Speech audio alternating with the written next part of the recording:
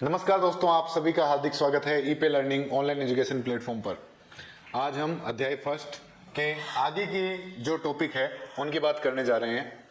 जैसा कि कल हमने पढ़ा था क्रिस्टलीय ठोस, और क्रिस्टलीय ठोसों के साथ साथ हमने अक्रिस्टलीय ठोसों की भी कुछ बातों के बारे में जानकारी ली थी। क्रिस्टलीय ठोसों के आगे हमने प्रकार पढ़े थे। यहाँ पर आणविक ठोस, धात्विक ठोस, सहसंयोजक तथा नेटवर्क ठोस हम पढ़ रहे थे, और बीच में एक आयनिक ठोस के बारे में हमने बात की थी। तो उन सभी को बात करते हुए, विथ एग्जांपल समझते हुए, आज हम बात करने जा रहे हैं सहसंयोजक तथा नेटवर्क ठोस के बारे में।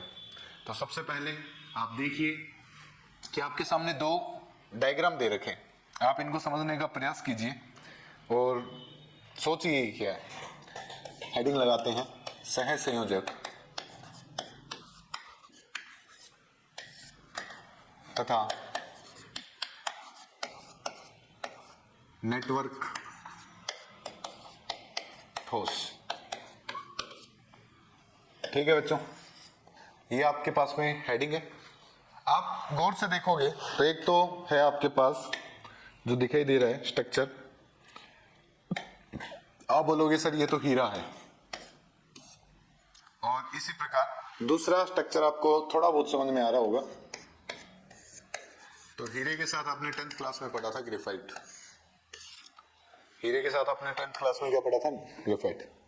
सहसंयोजक अथवा नेटवर्क ठोस वर्ड को समझने की कोशिश करना कि यहां पर जो भी आपके पास में पदार्थ है उसके अंदर एक अणु या एक अवयवी कण, उन अवयवी कणों के मध्य लगातार कौन से बंध, सहसंयोजक बंध बनते जाएंगे, और पूरा का पूरा एक नेटवर्क जो है वो तैयार हो जाएगा। और इस प्रकार बने जो आपके पदार्थ है या फिर इस प्रकार बने जो ठोस है उनको आप सहसंयोजक ठोस या नेटवर्क ठोस के नाम से भी जानते हो।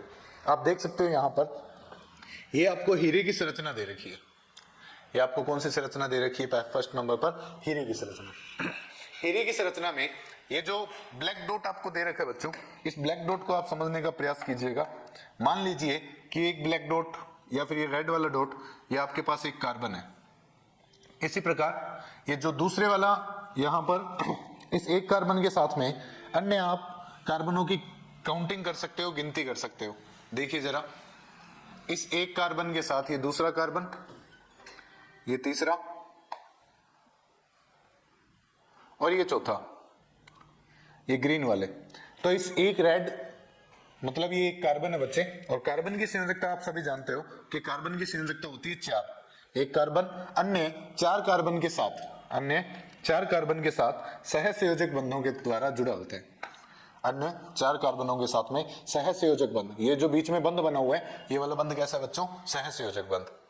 जबकि ग्रेफाइट की अगर आप बात की जो ग्रेफाइट की अगर आप बात करो तो यहां पर ग्रेफाइट में एक कार्बन अन्य 3 कार्बन परमाणुओं के साथ में जुड़ा होता है। तो यहां पर आप ग्रेफाइट की बात कीजिए तो कोई भी एक स्ट्रक्चर, जैसे ये वाला है, ये एक कार्बन अन्य 3 कार्बन के साथ, यहां पर एक, फिर यहां पर ये 2, फिर यहां पर ये 3। तो ये एक कार्बन अन्य कितने कार्बन के साथ जुड़ा है बच्चों? 1 2 3, 3 कार्बन के साथ जुड़ा हुआ है। अर्थात ग्रेफाइट की संरचना के अंदर आपको कार्बन की एक मुक्त संयोजकता देखने को मिलेगी। इस लाइन का मतलब क्या है? तो आप ये जानिए कि कोई भी कार्बन इस प्रकृति के अंदर जो एक तत्व है कार्बन, आवर्त सारणी पर में 6 नंबर पे आता है कार्बन। इस कार्बन के महत्तम कोश के अंदर 4 इलेक्ट्रॉन मौजूद होते हैं। अर्थात अष्टक पूरा करने के लिए इसको 4 इलेक्ट्रॉनों की और आवश्यकता होती है, और उन 4 इलेक्ट्रॉनों को यह सहसंयोजक बंध के द्वारा अपने साथ में उसकी पूर्ति करेगा। अर्थात इलेक्ट्रॉनों की साझेदारी करता है दूसरे कोई भी एटम के साथ। मुख्यतः इन संरचनाओं में हम ये देखते हैं कि एक कार्बन अन्य दूसरे कार्बन के साथ में जुड़ता है। ठीक है, तो यहां पर अन्य 4 कार्बन के साथ जुड़ रहा है तो इसकी चारों की चारों वैलेंसी जो है वो एकदम फुलफिल है। परंतु इसके अंदर एक कार्बन अन्य 3 कार्बन के साथ जुड़ रहा है तो यहां पर एक मुक्त संयोजकता पाई जाती है, जिसको आप इस प्रकार समझ सकते हो कि यहां पर कार्बन था और कार्बन अन्य 4 कार्बन के साथ जुड़ा, परंतु इस वाली संरचना के अंदर एक कार्बन और एक कार्बन अन्य 3 कार्बन के साथ जुड़ा हुआ है, एक मुक्त इलेक्ट्रॉन यहां पर मौजूद है। तो सबसे पहले हम इनकी कुछ एक बेसिक बातों के बारे में लिख लेते हैं। तो आप आप लिखोगे हीरा जो है, हीरा इस प्रकृति का, हीरा और ग्रेफाइट।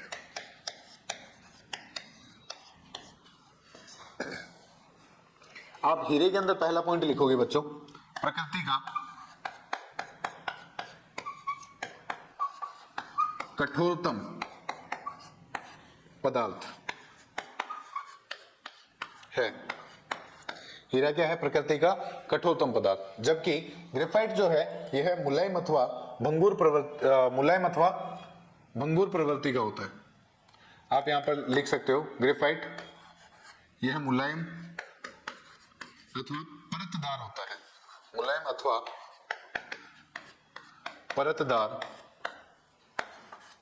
होता है दोनों ही कार्बन के रूप, है दोनों के दोनों कार्बन के रूप। ठीक है बच्चों, इसी के साथ अगर आप दूसरी लाइन लिखो तो यहां पर जो आपके पास इस संरचना में दिखाई दे रहा है, ये जो संरचना है बच्चों, इस संरचना को बोला जाता है चतुष्फलकीय संरचना। तो आप लिखोगे सबसे पहले कि हीरे की जो संरचना होती है, हीरे में संरचना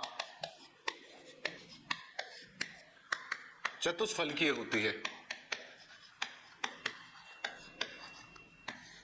जबकि ग्रेफाइट में जो संरचना है यह षटकोणीय संरचना है। नेक्स्ट, हीरे के अंदर मुक्त इलेक्ट्रॉन अनुपस्थित है। इलेक्ट्रॉन यहां पर मुक्त अवस्था में उपस्थित नहीं है। जबकि ग्रेफाइट के अंदर आप बात करो तो ग्रेफाइट में मुक्त इलेक्ट्रॉन पाया जाता है।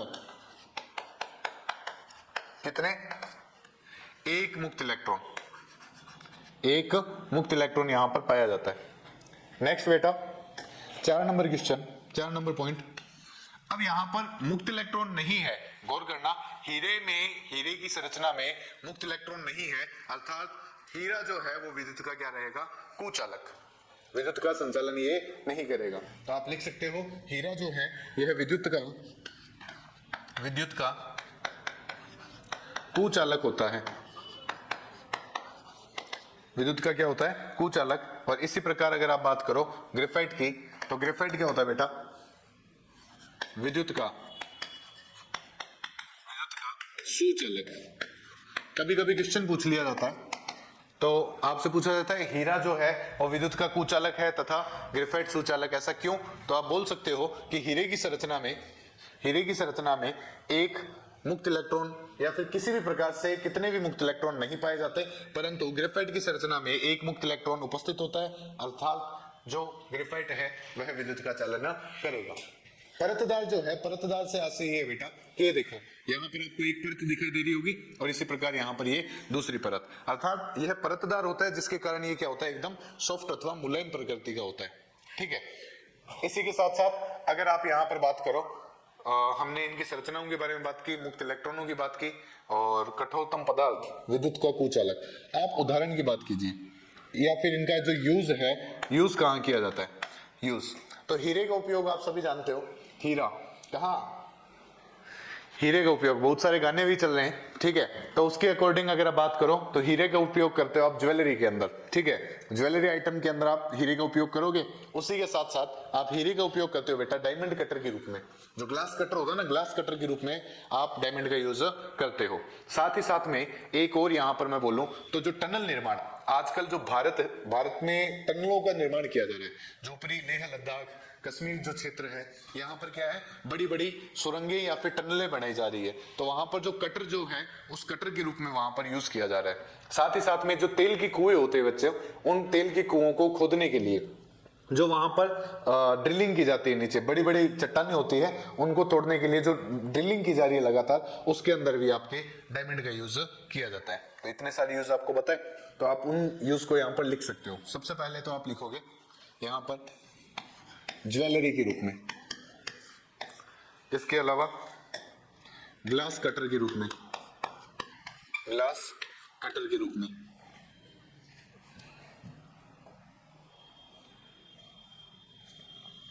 Jewellery glass cutter. इसी के साथ साथ आप क्या लिखोगे? आप टनल निर्माण में, तेल की कुएं खोदते हैं वहां पर।